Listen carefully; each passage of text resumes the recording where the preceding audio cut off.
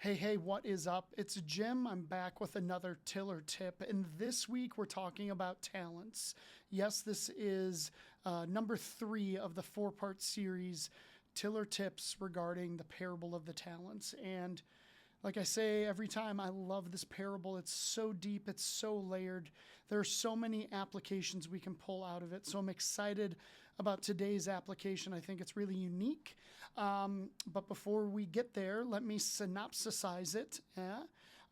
For you really quickly. So, this parable, Jesus is telling this story that he's making up, but it has so many points to it. And so basically, it goes like this: there's a master who's about to go away on his trip, and he gathers together his 3 servants, not slaves, and he entrusts to them his property. To the first servant, he gives 5 talents, to the second servant, 2 talents, and to the third, he gives 1 talent. And it says, to each according to their ability. And then he went away. He went on his trip, and the first 2 servants went right to work. They doubled their talents, and when the master came back, the master said, "Well done, good and faithful servant. You've done well with a little. See that I will set you over much. Enter into the joy of your master." So that's awesome. We love that. Now, the third servant was fearful. He didn't know what to do. He wasn't totally sure, and he did something asinine. He dug a hole in the ground and buried that talent. It did not grow a money tree, and that's sad. But when the master came back, he dug up that talent and gave that dirty talent back to his master. And the master told him that he was a wicked and slothful servant, and he was banished to a place where there was weeping and gnashing of teeth. That's definitely not good. And as he's doing this, the master takes that dirty talent and says, "Give it to that first servant." He started with 5, he went to 10, and then he ended with 11, which is a unique thing that we'll talk about here in a second. But he says something like, to whoever has, more will be given. And it's kind of another statement along the lines of, you've done well with a little, see that I will set you over much. So that's the synopsisization. Love that word. Anyways, so let me talk about what I really want to focus on here. It is that statement that says, to each according to their ability. What a fascinating statement. There's a lot packed in those few words. Like, have you ever stopped to wonder, like, how did the master know what their ability was? Like, what's about that? And, I think experience is clearly part of it. And it suggests that maybe these first 2 servants, maybe this wasn't their first rodeo. Now, I don't know if you're into superhero or even supervillain movies. Often they will do a standalone movie that is considered an origin story. I think about Joker's origin. That's a dark, hard movie to watch for sure, but we learned a lot about where Joker came from and why he is how he is, right?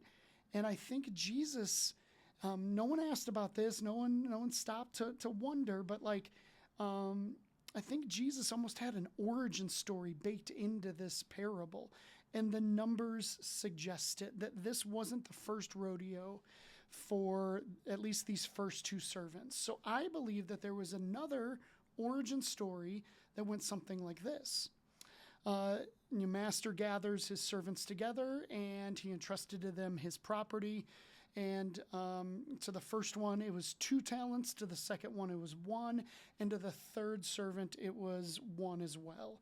To each according to their ability. Okay, they're going to use that same phrase. And, the first 2 guys get to work and they double it, and that's great. And then the third one maybe does something crazy like dig a hole or hide it in a tree, or I have no idea what he would have done, but he did something similar. And so, the master comes back to collect, and the first guy goes from 2 talents to 4 talents. The second one goes from 1 talent to 2 talents.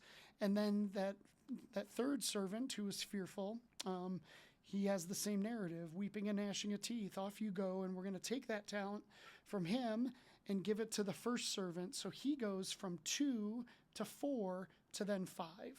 The numbers suggest that there's an origin story. I know that might sound weird, but like the only way to double a number and get to an odd number is to then add 1. Like every time you multiply a number by 2, it will always be an even number. And yet, in our text here, he's starting with an odd number. And to each according to their ability, this is like, we're starting off where we ended last time. And he was at 5. It's an odd number. Don't you find that curious? I mean, maybe I'm making too much of that, but I really think there's an origin story baked into this parable. Isn't that wild? Like, is your mind like cranking? Maybe there's even more of an origin story beyond that, but let's not get too carried away. So if that is true, it's really tragic. There's a few tragic things here that happens for that fearful servant, because I think there was some missed opportunities, especially if it's true that these guys, this isn't their first rodeo. They've done this before. I think the master could have been like, hey, fellas, like, I'm thinking about doing something crazy. I'm thinking about digging a hole, but you seem to know what to do. As soon as the master left, you got to work. Can you give me some guidance? Can you give me some help, wisdom, anything? Like I need some help, some understanding.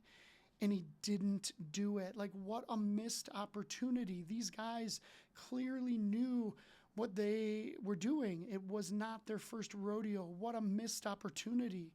So many times in my life do I feel like I don't know what I'm doing. Like, this is brand new territory and I'm over my skis. What am I supposed to do?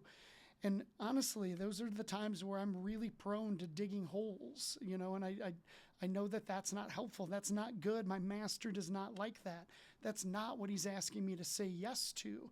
But I don't know how to say yes. Well, my fellow servants might be able to help me. Maybe they've been on this rodeo before. So the first missed opportunity is asking our fellow servants. Why do we not do that more? Like, we've got to be macho. We've got to pretend like we've got it all put together or something. Like, no, that's crazy. This fearful servant could have saved himself a lot of grief and a lot of weeping and gnashing of teeth if he would have taken that one opportunity. So that's one missed opportunity. There is another missed opportunity that I see in the story, and we'll close after I share this because I think this is also tragic. And it looks like this. I'm going to play the role of the fearful servant here. Master, I'm so sorry. Please, I'm so sorry. Forgive me. Don't be mad at me. I know you're in a hurry. I know you're heading off on your trip, but I don't know what you want me to do with this opportunity. You are entrusting to me your property, and I'm clueless. I've never done this before. How could I honor you the most with this opportunity? Like, why would he not stop and ask that? Like, aren't you curious that if he would have done that, would the master have been like, you know what? Never mind. Give me that talent back. Weeping and gnashing of teeth. You're sent away, man. And then sending that talent over to one of the other servants. Like, do you think that's what the master would do? Like, of course not. Our master is kind, loving, and benevolent. He would be thrilled to be asked the question, how can I honor you with this opportunity?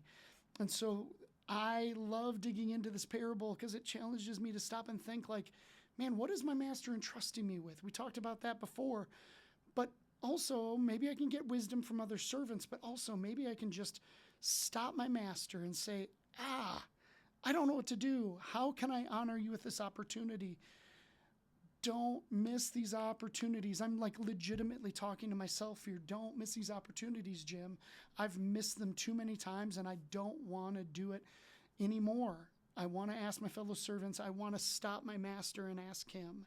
And we can do that through prayer. Like, okay, Lord, what is it? Thank you for this opportunity, but help me do it well. Give me guidance, give me wisdom. Maybe give me fellow servants that will help me. So how's that? That was like a different twist on that parable, like I think I'm doing it. I think I got one more application that I can give you next week. I'm excited about that. I so appreciate you joining me on these tiller tips. Please like, please subscribe. Substack is a great place, and you can find all of the tiller tips there, plus some bonus material. Share with your friends, all that good stuff. And I went really long again, and I'm sorry, but I'm so excited. I just want to say yes to my master, and I think he's asked me to do this, so I'm going to do it the best I can. So, all right. Hey, thank you. I will see you next week as we wrap up this series. I can't wait. I'll see you then. Bye.